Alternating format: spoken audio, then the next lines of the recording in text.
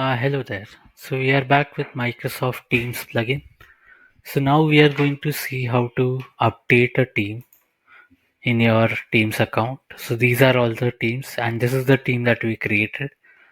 So if we click on this edit icon, so it will show us some features of the team which are allow creating or updating a channel, then allow users to edit messages or delete messages and Giphy. Giphy is, I think, a GIF feature. So you can update these so that it will be. So these are already set to true. So you can give it as false. So I'll uncheck the allow Giphy. So users won't be able to use Giphy in the team. So if we click on save, so it will refresh.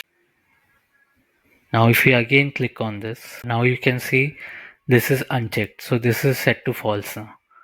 So you can see that feature is updated.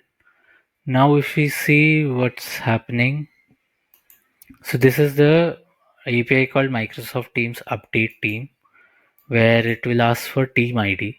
So after you create a team, you are fetching all the teams here. So from there you can fetch the ID of a particular team, like the dummy team, and you can use that ID here. Then comes the authorization token. So this is you can save that authorization token in the database and you can take that access token. Then there are four fields for that. These are the four features.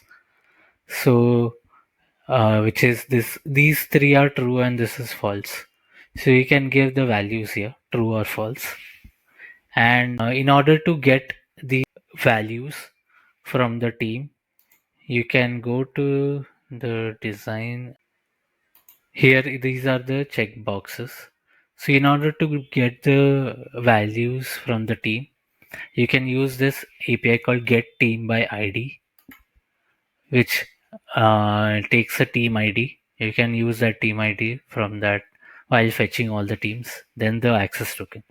From there, you will be able to get some values of the team, which is ID, then the display name of the team, and then comes these features which allow create update channels, allow delete channels, and and allow user edit messages, delete messages, and so on. You can get the values from here and you can update them using update a team API. So yeah, this is how you can use both the APIs in Microsoft Teams. Thank you.